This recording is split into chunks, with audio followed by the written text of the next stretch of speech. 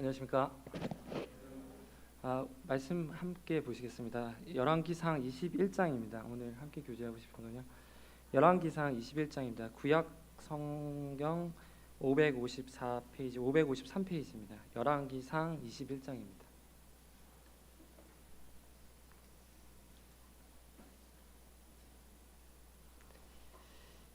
열왕기상 21장 1절부터 4절까지 제가 읽겠습니다.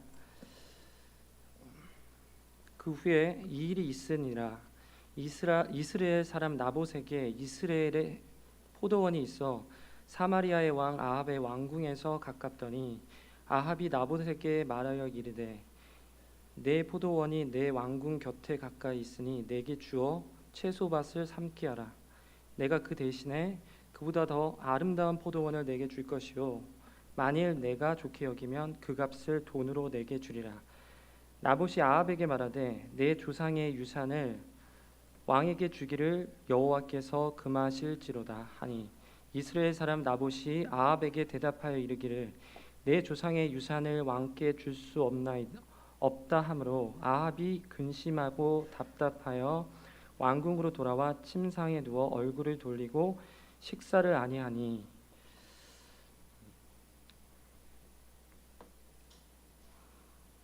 오늘 말씀의 주제는 주위가 어두워질수록 우리는 신앙의 등불을 지키고 그 빛을 들어야 한다입니다. 모세의 규례에 따르면 제사장은 성막 안에서 저녁부터 아침까지 항상 등불을 켜고 보살피도록 했습니다. 이스라엘 백성들은 광야를 지날 때 어두운 밤 성막 안에 감람유를 사용한 등불을 항상 밝혔습니다. 이를 통해서 그들은 어두운 공간을 식별할 수 있었습니다. 말 그대로 어두울 때 우리에게 필요한 것은 바로 등불인 것입니다. 오늘 저는 우리의 신앙을 등불이라는 단어로 표현해 보고 싶습니다. 우리의 신앙의 등불은 성령의 등불이고 말씀의 등불입니다. 또한 믿음의 등불이며 소망의 등불입니다. 먼저 우리가 하나님을 알기 전 우리의 마음이 어둠 속에 있었을 때 성령님께서는 우리 각자의 성막, 우리 마음의 성전에 성령의 등불을 하나씩 불붙여 빛을 붙여 주신 것입니다. 고린도후서 4장 6절에 어두운 데 빛이 비치라 말씀하셨던 그 하나님께서 예수 그리스도의 얼굴에 있는 하나님의 영광을 아는 빛을 우리 마음에 비추셨느니라. 계시록에서도 등불 일곱은 하나님의 성령을 의미합니다. 계시록 4장 5절에 보좌로부터 번개와 음성과 우레소리가 나고 보좌 앞에 켠 등불 일곱이 있으니 이는 하나님의 일곱 영이라. 어두웠던 우리의 처음을 생각해 보십시오. 이 성령의 등불이 하나님의 영광의 빛이 우리의 상태를 비추었을 때 비로소 우리는 우리 마음의 상태가 진정부패하고 주인 없는 집과 같이 버려져 있음을 깨닫게 되었습니다. 그러나 우리 각자는 버려져 있어야 되는 집이 아니라 하나님을 항상 보시는 하나님의 거룩한 집이 되어야만 하도록 예정되어 있었습니다. 성령님이 우리에게 그 빛을 비추었을 때 우리는 더 이상 버려지고 어두운 집이 아닌 성령님의 처소가 되었습니다. 이것은 마치 교회의 건물이 평소 때는 어둡고 컴컴한 콘크리트와 목재에 불과한 그러한 곳이지만 오늘 저녁과 같이 아니면 주일과 같이 성령을 모시는 성도들의 모임이 이곳에서 이루어질 때 성령님이 임재하실 때 이곳은 더 이상 단순한 건물이 아닌 하나님의 거룩한 집이요 성령님의 임재하는 처소가 되는 것입니다. 이전에 조그만 상가 3층에 있었던 북수원 교회 제가 처음 갔을 때 제가 본 것은 대형 교회에 비해서 작은 건물이라는 인상이 아니었습니다. 제가 주목한 것은 성당에 비해 화려하지 않은 창문들이 아니었습니다. 제가 본 것은 성령님을 모신 성도들의 모임, 곧 그리스도의 몸된 교회를 본 것입니다. 또한 천국에서 우리의 등불은 하나님의 영광과 어린 양이 될 것입니다. 계시록 21장 2절과 23절에 이 내용이 나와 있습니다. 21장 2절에 성 안에서 내가 성전을 보지 못하였으니 이는 주 하나님 곧 전능하신 이와 및 어린 양이 그 성전이심이라. 23절에 그 성은 해나 달의 비침이 쓸데없으니 이는 하나님의 영광이 비치고 어린 양이 그 등불이 되심이라. 말씀처럼 천국에서의 등불은 하나님의 영광, 어린 양 그 자체가 빛이 됩니다. 해나 달의 비침이 쓸데없으니, 즉 해보다 더 광채가 빛나는 등불, 그 이상의 것이 하나님의 영광에 비친 것입니다. 그러나 우리의 지금 현실은 좋은 때도 있지만 어두운 칠흑 같은 밤과 같은 현실을 마주할 때가 많습니다. 앞이 보이지 않습니다. 영적으로 어둡습니다. 디모데후서에서는 이러한 현실을 예측한 말씀이 있습니다. 디모데후서 3장 1절에 제가 읽어드리겠습니다. 너는 이것을 알라. 말세에 고통하는 때가 이르러 사람들이 자기를 사랑하며 돈을 사랑하며 자랑하며 교만하며 비방하며 부모를 거역하며 감사하지 아니하며 거룩하지 아니하며 무정하며 원통함을 풀지 아니하며 모함하며 절제하지 못하며 사나우며 선한 것을 좋아하지 아니하며 배신하며 조급하며 자만하며 쾌락을 사랑하기를 하나님 사랑하는 것보다 더하며. 이러한 상황 속에서 우리는 무엇을 할 수 있을까요? 세상으로부터 우겨쌈을 당하는 듯한 느낌이 들 때, 칠흑같이 어두운 길을 홀로 걷고 있다는 느낌이 들 때 우리는 과연 어떤 태도를 지녀야 할까요? 말씀은 우리에게 어떠한 태도를 요구하고 있습니까? 예수님은 제자들에게 이렇게 당부하십니다. 누가복음 12장 35절에 허리에 띠를 띠고 등불을 켜고 서 있으라. 고린도후서에서도 어두운 상황에 있는 자에게 권면하는 말씀이 나와 있습니다. 고린도후서 4장 8절에 우리가 사방으로 우겨쌈을 당하여도 쌓이지 아니하며 답답한 일을 당하여도 낙심하지 아니하며. 사방이 어둡고 우겨쌈을 당하여도 낙심하지 않는 비결은 앞선 6절에 나와 있습니다. 제가 읽어드리겠습니다. 어두운 데 빛이 비치라 말씀하셨던 그 하나님께서 예수 그리스도의 얼굴에 있는 하나님의 영광을 아는 빛을 우리 마음에 비추셨느니라. 6절에 하나님의 영광을 아는 빛으로 인하여 우리는 8절에서 낙심하지 아니한다 하는 것입니다. 따라서 하나님께서 저에게 주신 오늘 말씀의 주제는 다음과 같습니다. 주위가 어두워질수록 우리는 신앙의 등불을 지키고 그 빛을 들어야 한다입니다. 우리가 가진 신앙의 등불, 그 근원은 곧 하나님이 우리 마음에 비추신 영광을 아는 빛입니다. 그것은 성령님이 주신 것입니다. 영적인 감각을 깨우는 말씀의 등불인 것입니다. 나의 주변이 혹은 내 마음조차 어두워질수록 우리는 나의 영혼은 말씀의 등불을 지키고 그 빛이 나와 나의 주위를 밝힐 수 있도록 높이 들어 올려야 한다는 것입니다. 주위가 어둡다고 해서 나조차 등불을 버리고 내가 지켜야 될 그 자리를 버린다면 누가 그 자리를 밝게 할 것입니까? 주의 말씀은 내 발의 등이요 내 길의 빛이니이다.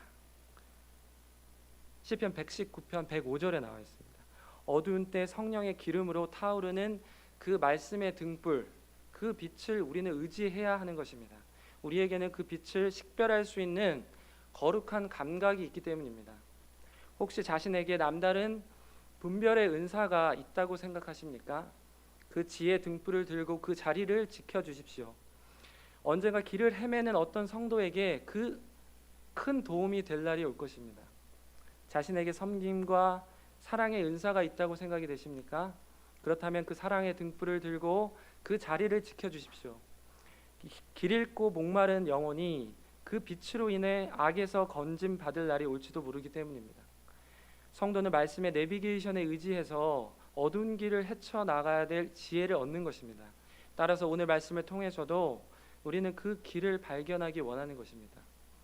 오늘 나봇의 포도원 이야기를 통해서 우리는 두 가지 극명한 사실을 목격하게 될 것입니다. 첫째는 악인들이 득세하는 어두운 현실입니다.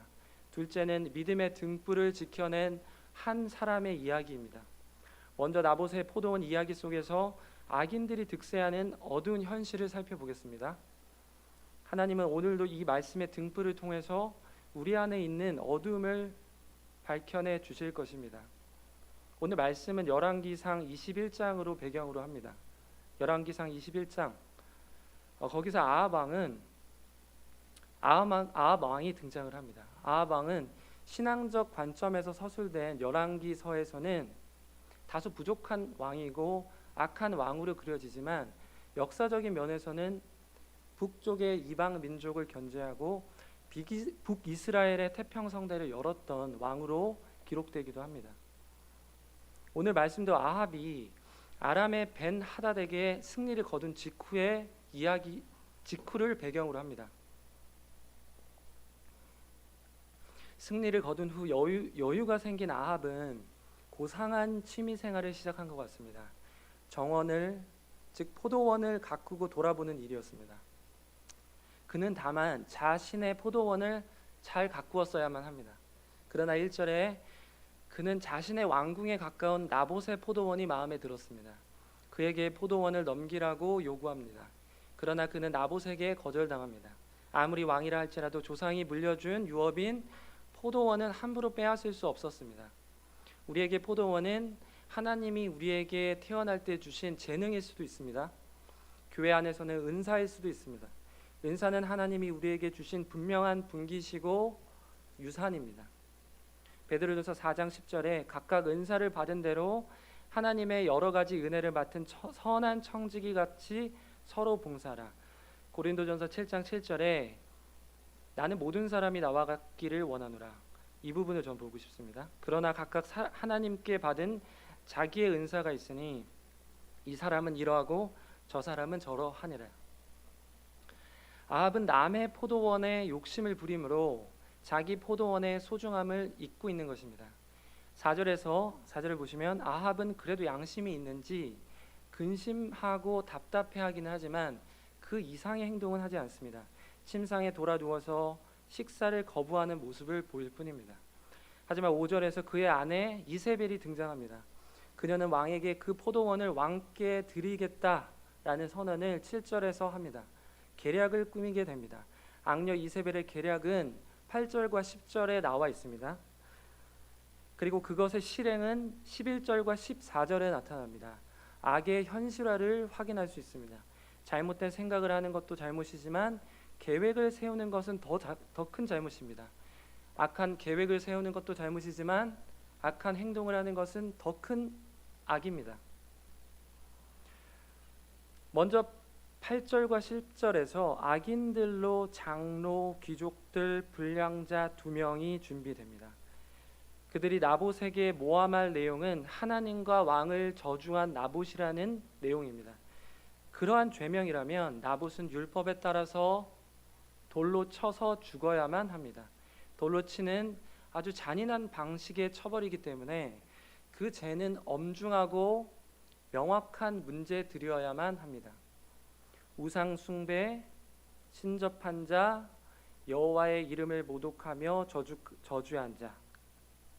신명기, 레위기에 잘 나와 있습니다. 이와 같은 자들이 그 대상입니다. 13절에서는 불량자가 거짓 증언을 합니다. 나봇이 하나님과 왕을 저주하였다. 레위기 23장 14에서 15절에는 여호와의 이름을 모독하면 어떤 처벌을 받게 되는지 나와 있습니다. 너는 이스라엘 자손에게 말하여 이르라. 누구든지 그의 하나님을 저주하면 죄를 담당할 것이요 여호와의 이름을 모독하면 그를 반드시 죽일지니 온 회중이 돌로 그를 칠 것이라. 거류민이든지 본토인이든지 여호와의 이름을 모독하면 그를 죽일지니라. 구약시대 처벌 규정에 따르면 나봇의 처벌 절차는 이런 방식이었을 것입니다. 나봇의 옷을 벗깁니다. 그리고 그 손을 묶고 처형대 위에 올려놓습니다. 그러면 한 불량한 거짓 증인이 그를 밀어 넘어뜨립니다. 그리고 두 번째 불량한 거짓 증인은 큰 돌을 들어 그에게 내려치는 것입니다. 그리고 나서는 주위의 무리들도 돌을 들어 그에게 내려치는 것입니다. 여기서 새로운 악인들이 등장합니다. 누구입니까? 13절에 나오는 무리입니다. 무리들은 불량자들의 증언만을 듣고 나봇을 죽이게 됩니다. 아합, 이세벨, 장로와 귀족들, 불량자들, 그리고 무리들, 악한 자들의 결탁에 의해 비극적인 사건이 벌어진 것입니다. 약 800년 후에 이스라엘 땅에서 비슷한 사건이 다시 일어납니다. 나사렛 출신의 가난한 목수 가정의 청년은 하나님을 모독했다는 이유로 법정에 섭니다. 사람들이 그의 옷을 벗기고 그를 조롱하며 그에게 채찍질을 가합니다. 그리고 그 손을 묶어 가장 잔인한 형벌인 십자가 처형대 위에 그를 올려놓습니다. 못을 차례로 손과 발에 내려 찍는 것입니다.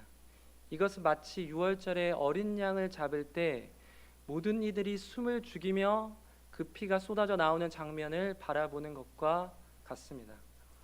나사렛 예수를 십자가 위에서 못으로 손과 발에 차례로 내려 찍을 때 동조했던 주위의 무리들은 조용합니다. 이것은 하나님과 그의 아들 앞에 서 있던 모든 사람이, 곧 모든 인간이 악한 자이고 죄인임을 드러내는 역사적이고도 상징적인 사건이 되었습니다. 로마서 3장 23절에 모든 사람이 죄를 범하였음에 하나님의 영광에 이르지 못하더니, 열왕기서 기자는 분명하게 이들을 악인들로 그려냅니다. 위로는 왕으로부터 아합과 이세벨, 장로, 귀족, 그리고 무리에 이르기까지 그들은 모두 악한 자들입니다. 다른 말로 죄인들입니다. 모든 사람이 죄를 범하였음에, 10계명에 따르면 그들은 제9계명 내 이웃에 대하여 거짓 증언하지 말라, 10계명 제10계명 내 이웃의 집을 탐내지 말라, 그리고 제6계명 살인하지 말라를 어겼습니다. 아합의 포도원 사건과 약 800년 후의 나사렛 예수의 사건은 우연입니까? 아니면 우리 속에 존재하는 뿌리 깊고 유전되어 흐르고 있는 죄성의 데자뷰입니까? 데자뷰가 뭐죠? 최초의 경험인데도 이미 보거나 경험한 적이 있는 것 같다고 느끼는 심리 상태를 얘기합니다. 오늘을 살고 있는 우리도 이러한 죄성의 데자뷰는 단지 기시감에 불과하고 죄성과 자유로울 수 있다고 당당하게 말할 수 있습니까? 지금도 많은 사람이 다양하고 창의적으로 죄를 짓고 있지만 그 뿌리인 죄는 새로운 것이 아니라 아담에서 시작되어 모태로부터 전해온 옛 것입니다. 시편 51편 5절에 내가 죄악 중에서 출생하였으며 어머니가 죄 중에서 나를 잉태하였나이다. 오늘 저는 우리가 아합과 악인들과 그 무리 속에 함께 서 있는 바로 우리 자신을 발견해야 함을 주장하고 싶습니다. 이것은 죄를 밝혀서 누군가에게 종속되는 노예를 만들려고 하는 것이 아닙니다. 오히려 저는 가능하다면 성령님께서 오늘 밤 저와 여러분과 모든 사람을 하나님 앞에 복종시켜서 하나님의 은혜를 구하는 종의 자리에 다시 돌아가게 하시기를 원할 뿐인 것입니다. 이제 바울의 말씀과 나봇의 상황을 통해 우리의 상태를 한번 점검해 보겠습니다. 바울은 말세에 고통하는 때가 올 것이라고 말했습니다. 디모데후서 3장 1절에 아까 제가 읽어드렸죠. 너는 이것을 알라. 말세에 고통하는 때가 이르러 사람들이 자기를 사랑하며 돈을 사랑하며. 고통에 해당하는 헬라어는 칼레포이입니다. 신약에 딱 한 군데 더 나오는 곳이 있습니다. 마태복음 8장 28절입니다. 제가 읽어드리겠습니다. 또 예수께서 건너편 가다라 지방에 가심에 귀신 들린 자 둘이 무덤 사이에서 나와 예수를 만나니 그들은 몹시 사나워 칼레포스, 여기서 칼레포이에서 아무도 그 길로 지나갈 수 없을 지경이더라. 마태복음에서 두 명의 귀신 들린 사람이 나오는데 예수님을 만나기 전에 그들은 몹시 사나워 칼레포스에서 아무 사람도 그 길을 지날 수 없었습니다. 바울은 말세에 고통하는 때를 분명히 말하였습니다. 디모데후서 3장이 어떤 전쟁과 같은 환난의 때로 보이지는 않습니다. 하지만 바울은 분명 칼레포스, 고통하는 때를 지금과 같은 시대의 말세라고 말합니다. 내용을 보면 그 고통하는 성격을 명확히 알 수 있습니다. 말세에 고통하는 때 칼레포이의 시대, 그 시대의 양상을 몇 가지 꼽아보면 다음과 같습니다. 1번 사람들이 자기를 사랑하며, 2번 돈을 사랑하며, 3번 자랑하며, 4번 쾌락을 사랑하기를 하나님 사랑하는 것보다 더하며. 이러한 내용들이 우리에게는 지금 고통, 곤란한 악한 일들로 다가오고 있습니까? 아니면 그 반대로 나를 즐겁게 해주는 시대로 느껴지고 있지는 않은지 한번 판단해 보기 원합니다. 우리는 아합과 악인들과 그 무리 속에 서 있는 우리 자신을 발견할 수 있습니다. 나봇이 거짓 증언으로 처벌받는 장면은 바울이 나기 800여 년 전의 이야기지만 바울이 말한 말세, 칼레포이 고통하는 때와 닮아 있습니다. 죄의 뿌리가 같기 때문입니다. 악인들은 만족스럽고 즐거워 보입니다. 그러나 의인은 칼레포이 고통을 느낍니다. 우리 시대의 대다수는 의인에 속합니까? 악인에 속합니까? 앞선 기준에 따르면 대다수가 돈과 자기 사랑과 자랑으로 칼레포이 고통하는 삶이 아니라 만족하고 즐거운 삶을 누리고 있는 것처럼 보일 때도 있습니다. 그러나 우리가 의인이라면, 하나님의 자녀라면 말세 장면들 속에서 어떠한 칼레포이를, 고통을 느껴본 적이 있을 것입니다. 따라서 오늘 저는 하나님이 제게 주신 말씀의 등불, 그 빛 아래에서 아합과 불량자들의 모습이 오늘날 영적으로 어두워진 우리의 시대와 일치한다는 점을 말씀드립니다. 죄라는 측면에서 볼 때 영적으로 어두운 우리 시대와 이러한 상태는 이상한 일이 전혀 아니며 오히려 자연스러운 것입니다. 다만 그 상황에서 유일한 희망도 변하지 않습니다. 희망은 하나님의 성령의 등불이며 말씀의 빛 아래로 나오는 것입니다. 호세아서 4장 6절에 이렇게 쓰고 있죠. 호세아서는 북이스라엘 왕국의 멸망을 경고하면서 계속해서 주님께로 돌아오라, 하나님께 돌아오라는 예언서입니다. 호세아서 4장 6절에 내 백성이 지식이 없음으로 망하는도다. 내가 지식을 버렸으니 나도 너를 버려 내 제사장이 되지 못하게 할 것이요 내가 내 하나님의 율법을 잊었으니 나도 내 자녀들을 잊어버리리라. 이제 어두운 시대의 양상을 구체적으로 살펴보겠습니다. 먼저 죄의 모습을 확인하고 그 다음에 현재 우리 상황에 적용해 보도록 하겠습니다. 첫째로 죄의 모습은 나봇의 이야기에서 인간의 그릇된 욕망을 발견합니다. 그릇된 욕망은 우리의 마음을 어둡게 만듭니다. 어둡게 된 마음은 우리를 점점 더 완악하고 딱딱하게 만드는 것입니다. 그리하여 결국에는 귀가 있으나 듣지 못하고 눈이 있으나 보지 못하는 상태가 되는 것입니다. 마태복음 13장 15절에 이 백성들의 마음이 완악하여져서 그 귀는 듣기에 둔하고 눈은 감았으니 이는 눈으로 보고 귀로 듣고 마음으로 깨달아 돌이켜 내게 고침을 받을까 두려워함이라 하였느니라. 야고보서 4장 1절에 너희 중에 싸움이 어디로부터 다툼이 어디로부터 나느냐 너희 지체 중에서 싸우는 정욕으로부터 나는 것이 아니냐. 나봇은 앞선 10계명을 어기면서까지 자신이 갖고자 하는 그 나봇의 포도원에 대한 욕망을 멈추지 않았습니다. 멈추지 못했습니다. 그는 들어 누워서 식음을 전폐할 정도로 그의 욕심을 나타냈습니다. 둘째로 여기에서 우리는 불만족에서 비롯되는 죄의 씨앗을 발견합니다. 그릇된 욕망과 불만족은 잘못된 부부의 모델인 아합과 이세벨과 같습니다. 그릇된 욕망은 불만족을 야기하고 지나친 불만족은 또한 그릇된 욕망을 촉발합니다. 서로가 서로에게 원인이 되기도 하고 결과가 되기도 해서 죄를 낳고 결국 장성하여 사망에 이르게 되는 것입니다. 야고보서 1장 15절에 이렇게 쓰고 있습니다. 욕심이 잉태하여 죄를 낳고 죄가 장성한즉 사망을 낳느니라. 매튜 헨리는 유명한 주석가죠. 매튜 헨리는 바울은 좁은 감옥에서조차 만족하였으나 아합은 화려한 왕궁에서조차도 불만족하였다고 지적합니다. 아합은 화려한 왕자와 명예와 권세와 부를 지녔음에도 작은 나봇의 포도원 하나가 그를 무엇인가 부족한 자로 만들었다는 것입니다. 현재 우리의 삶에서도 그릇된 욕망을 발견할 수 있습니다. 저는 지나친 금욕주의가 성경적인 것이라고 말씀드리고자 하는 것이 아닙니다. 하나 예를 제가 제시하겠습니다. 빌립보서 4장 13절에 내게 능력 주시는 자 안에서 내가 모든 것을 할 수 있느니라 우리가 모두 암송하고 있지 않습니까? 이 구절에 대해서 이 시대 많은 그리스도인들은 모든 것을 할 수 있다라는 자신의 목표를 이룰 수 있다는 그런 확신을 위한 말씀으로 파악하고자 할 뿐, 진정 이 말씀 속 핵심인 자족의 메시지를 생략한 지가 오래되었습니다. 따라서 이 말씀을 통해서는 결코 결핍 속에서 허덕이는 우리의 모습을 거울을 보듯이 발견할 수 없는 것입니다.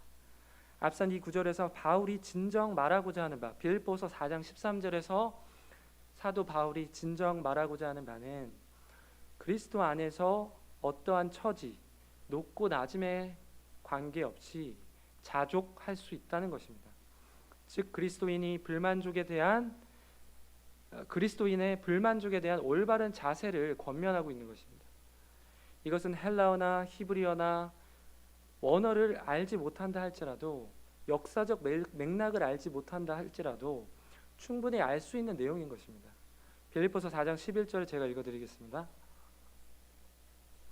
내가 궁핍함으로 말하는 것이 아니니라. 어떠한 형편에든지 나는 자족하기를 배웠노니 나는 비천에 처할 줄도 알고 풍부에 처할 줄도 알아. 모든 일 곧 배부름과 배고픔과 풍부와 궁핍에도 처할 줄 아는 일체의 비결을 배웠노라. 이제 13절이 나옵니다. 내게 능력 주시는 자 안에서 내가 모든 것을 할 수 있느니라. 여기서 사도 바울은 내가 모든 처지에 처할 때 불만족의 유혹에서 승리할 수 있노라 라고 선언하고 있는 것입니다. 따라서 그리스도 안에서 내게 능력 주시는 자 안에서 거듭난 신자는 불만족의 유혹으로부터 승리할 수 있는 것입니다. 그러나 만족이 없는 삶에서 비롯된 오늘 말씀에 그릇된 욕망을 가진 아합은 왕궁에서조차 병이 나게 되는 것입니다. 두 불량자가 또한 돈이나 물질적 보상을 이유로 이런 악한 증언을 했음은 자명합니다. 은 30개의 예수를 팔아넘긴 유다도 돈 주머니에 대한 그릇된 욕망으로 그 죄가 시작되었습니다. 엘리사의 사환 게하시도 은 2달란트에 대한 욕심에 눈이 멀어서 엘리야와 엘리사로 이어지던 하나님의 축복과 권능을 받을 기회를 놓치게 되는 것입니다.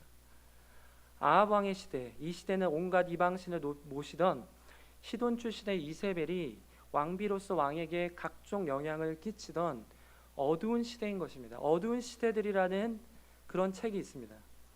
독일의 정치이론가 겸 철학자인 한나 아렌트는 세계 1차, 2차 대전 전후에 그 어두운 시대의 빛을 밝히려 노력했던 인물들에 주목하여 책을 씁니다. 카를 야스퍼스, 로자 룩셈부르크, 발터 베냐민, 이들은 20세기에 활동한 시인, 작가, 철학자, 성직자입니다. 저는 사상적으로 그들이 온전한 시대 정신의 대변자라고 동의할 수는 없습니다. 그러나 그들의 공통점은 각자의 방법으로 어두운 시대였던 세계대전, 세계 1, 2차 대전의 그 참상 이후, 비극 이후 그 어두워진 시대에, 그 어두워진 세계에 어떠한 빛을, 그 조명을 하려 했던 인물들이라는 점입니다. 세상은 이러한데 오늘날 말씀의 진리를 소유했다라고 말하는 기독교인들은 어떻게 해야 합니까? 예수께서는 제자들에게 너희는 세상의 소금이고 빛이라고 말씀하셨습니다. 또한 밝은 빛을 내는 등불은 낮은 곳에 두지 않고 높은 등경 위에 두어야 합니다. 마태복음 5장 13절에 너희는 세상의 소금이니 소금이 만일 그 맛을 잃으면 무엇으로 짜게 하려. 14절 보겠습니다. 너희는 세상의 빛이라. 산 위에 있는 동네가 숨겨지지 못할 것이요 사람이 등불을 켜서 말 아래에 두지 아니하고 등경 위에 두나니 이러므로 집안 모든 사람에게 비치느니라.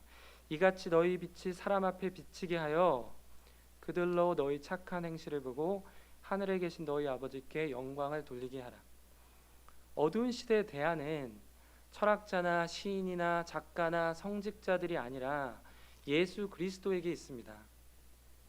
우리가 오늘 기억해야 될 교훈은 이렇게 시대와 우리 주위가 어두워져 갈 때 우리는 더 깊은 어둠 속이나 산이나 들로 도망치는 것이 아니라 우리는 예수 그리스도에 관한 말씀의 등불을 더욱 힘써 지키고 높이 들어 올려야 한다는 것입니다. 나사렛 예수는 유명한 철학자나 작가들이나 성직자들처럼 화려한 삶을 살지는 못했지만 그는 명백히 하나님의 아들이십니다. 그가 곧 하나님이십니다. 수많은 이단이 예수의 신성 하나님 되심을 부인하거나 일부 인정하거나 모호하게 모른 채 넘어가고 싶어 했지만 성경은 분명하게 말합니다. 빌립보서 2장 5절에 너희 안에 이 마음을 품으라 곧 그리스도 예수의 마음이니 그는 근본 하나님의 본체시나 하나님과 동등됨을 취할 것으로 여기지 아니하시고 하나님은 성도들을 통해서 죽음으로부터 승리하여 부활하신 예수 그리스도를 드러내며 그로부터 전해지는 생명, 평안, 자비, 인내, 사랑을 각 시대의 빛처럼 등불처럼 드러내 오고 있습니다. 이제 다음은 적용으로 바울은 우리의 어떠한 모습이 그릇된 욕망인지 아닌지를 확인할 수 있는 방법을 제안합니다. 바로 하나님과의 관계를 비교해 보라는 것입니다. 디모데후서 3장 4절에 쾌락을 사랑하기를 하나님 사랑하는 것보다 더하며, 여기서 필레도노스라는 단어는 쾌락을 사랑하는 이라는 의미를 뜻합니다. 디모데후서 3장 4절에서 나오는 쾌락과 기쁨이 본질적으로 어두운 쾌락을 추구하는 방탕한 측면도 있으나 더 중요한 문제는 하나님을 사랑하는 것보다 더하다는 것입니다. 고요하고 고상하며 순결하고 정직하며 영원한 소망을 주는 신앙의 등불 아래 거하는 것이 나에게 진정 행복이 되고 있는지, 아니면 단편적이고 일시적이며 자극적이고 영혼의 평안을 소모시키는 일에 필레도노스 더 큰 기쁨이 끌리고 있지는 않은지 점검해야만 하는 것입니다. 제가 말씀드리는 고요, 고상, 순결, 평안이라는 단어는 종교적 기도 행위나 묵상을 통해서나 반복되는 노래 어구를 조용히 읊조릴 때 생겨나는 대다수 종교에서 경험할 수 있는 정신적인 고양 현상을 의미하지 않습니다. 이것은 우리에게 이미 있지만 낯선 성령의 열매인 것입니다. 갈라디아서 5장 22절에 이렇게 쓰고 있습니다. 오직 성령의 열매는 사랑과 희락과 화평과 오래 참음과 자비와 양선과 충성과 온유와 절제니 이 같은 것을 금지할 법이 없느니라. 우리 매일의 기쁨의 원천이 하나님을 아는 것, 사랑하는 것, 그와 관계하고 교제하는 것, 그것에서 비롯되고 있는지 점검해 보기를 원합니다. 호세아서 6장 3절에 그러므로 우리가 여호와를 알자, 힘써 여호와를 알자. 그의 나타나심은 새벽빛같이 어김없나니 비와 같이 땅을 적시는 늦은 비와 같이 우리에게 임하시리라 하니라. 어두운 새벽녘에 조용히 스탠드 불빛 아래에서, 하얀 스탠드 불빛보다는 약간 노란색이 낫죠. 따스한 노란색 불빛을 켜놓고 조용히 말씀을 읽을 때, 예수 그리스도를 조용히 묵상할 때 찾아오는 그 하나님에 대한 그 만족과 그 사랑이 그 어떤 것보다도 비교할 수 없는 그러한 경험과 감정을 우리에게 주는 것입니다. 영적인 생명을 확인하는 방법은 유일합니다. 영적인 생각을 할 때, 말씀을 볼 때, 말씀을 접할 때 나의 영혼이 반응하고 있는가? 힘써 하나님께로 더 나아가고 싶은 거룩한 열망이 내 마음에 솟아나는가? 로마서 8장 6절에 육신의 생각은 사망이요 영의 생각은 생명과 평안이니라, 이렇게 분명히 말하고 있습니다. 반대로 되어 있다면 아주 큰 문제인 것입니다. 반대로 제가 읽어드려 보겠습니다. 육신의 생각이 생명과 평안, 기쁨이요 영의 생각은 불안이요, 이렇게 되면 문제가 있는 것입니다. 육신의 생각은 사망이요 영의 생각은 생명과 평안이다. 다시 본문으로 돌아와서 식음을 전폐하던 아합은 16절에서 이제 나봇의 죽음 소식을 듣고 그의 포도원을 차지하러 달려서 내려가게 됩니다. 이제 신앙적으로 어두워진 북이스라엘 아합의 시대에, 그 어두운 그 시대에 믿음의 등불을 지키는 한 사람을 중심으로 이 사건을 보기 원합니다. 오늘 말씀의 주인공은 사실 나봇이 되어야만 합니다. 악인들 사이에서 나봇의 음성과 존재감은 매우 작습니다. 자칫 잘못하면 아합의 이야기에 묻혀서 나봇의 가치를 간과할 수 있습니다. 그러나 나봇은 오늘 우리에게 주위가 어두워질지라도 우리는 즉 믿음의 등불을 지키고 들어야 함을 이야기합니다. 나봇에게 믿음이란 무엇입니까? 우리들에게 믿음이란 무엇입니까? 나봇에게 있어서 포도원은 단순한 유산이 아니라 하나님의 명령에 순종하고자 하는 믿음의 표현이었습니다. 포도원이라는 단어의 어원 자체도 이어받다 상속하다라는 야라시라는 단어에서 온 것입니다. 근본적으로 땅에 대한 유대인들의 인식을 이해할 필요도 있습니다. 바로 조상으로부터 내려온 그 조상들은 거슬러 올라가면 여호와 하나님께서 그 지파들에게 내려준 그 땅인 것입니다.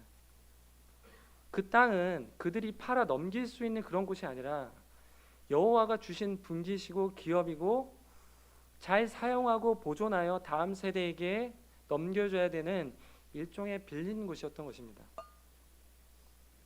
만약 나봇이 포도원을 아합에게 비싼 값에 판다면 조상대대로 내려온 유산을 넘겨주는 것입니다. 오늘날 교회도 마찬가지입니다.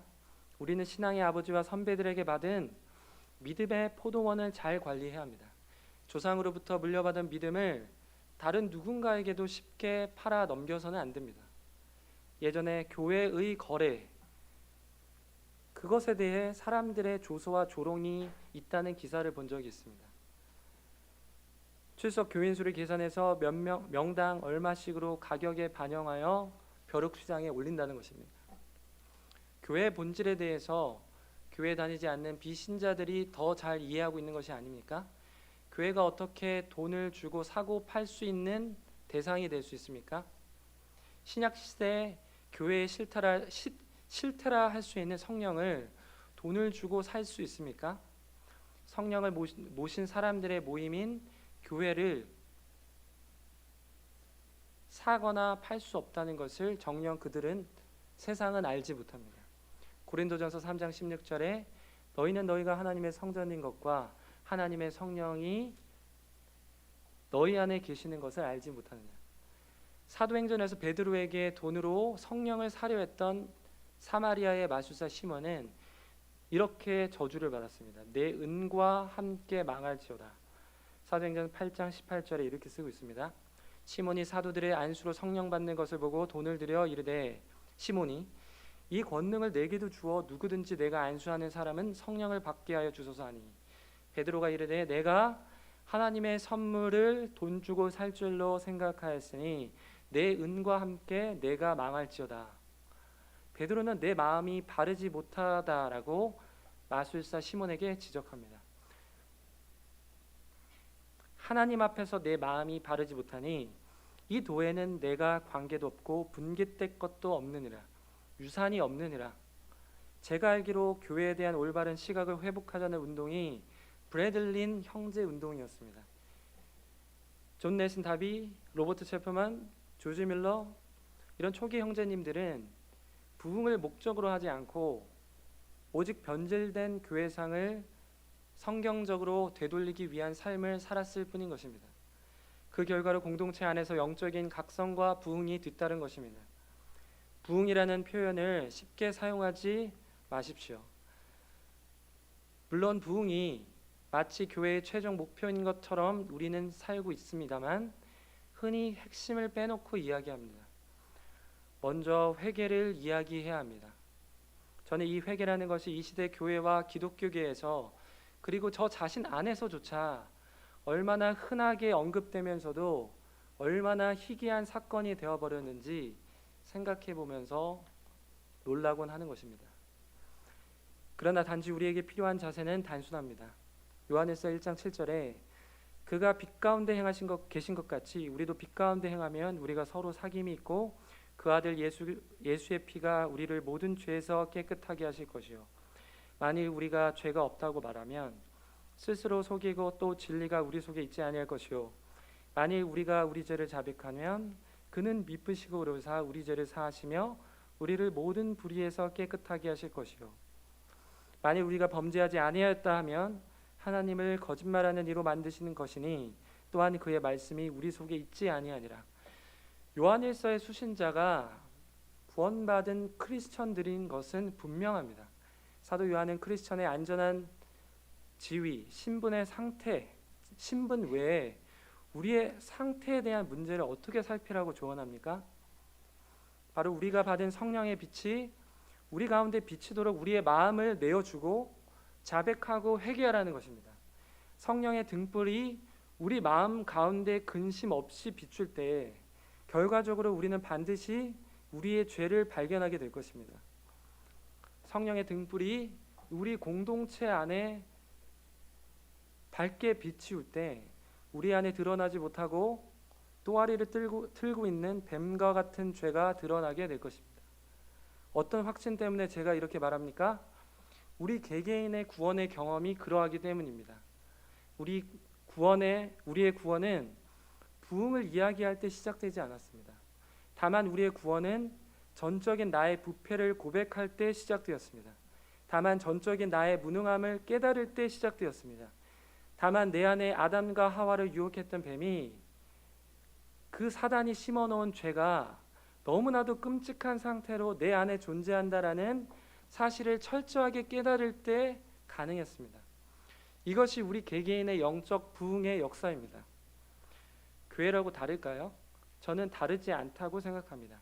성령의 등불이, 말씀의 등불이 우리 공동체 안을 환하게 밝힐 때 우리 안에 있는 부패함, 무능함, 무력감, 죄들이 드러나게 될 것입니다. 그것은 불행이 아니라 오히려 축복이 되는 것이며 부흥의 시작이 될지도 모릅니다. 그렇게 될 때 반드시 그렇게 될 때만이 이 부분이 중요합니다. 정말 중요합니다.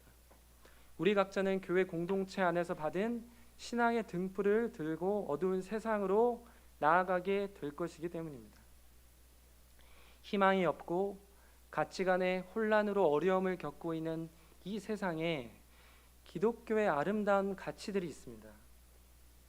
갈라디아서 5장 22절에 사랑과 희락과 화평과 오래 참음과 자비와 양성과 충성과 온유와 절제가 대안이 될 것입니다. 이것을 인격과 신성으로 한 단어로 나타내면 무엇입니까? 누구입니까? 십자가에 못 박힌 예수 그리스도입니다. 예수 그리스도가 이 시대에 필요한 대안입니다. 따라서 교회가 조속거리가 되는 어두운 시대에 우리가 비록 살고 있지만 우리는 여전히 허리에 띠를 띠고 등불을 켜고 믿음의 등불을 굳게 붙잡아야 하는 것입니다. 나봇은 악인들의 요청에 응하지 아니하였습니다. 그는 죽음이 오더라도 포도원을 넘겨주지 않았습니다. 그 이유가 무엇입니까? 3절과 4절에 유일한 나봇의 음성을 듣게 됩니다.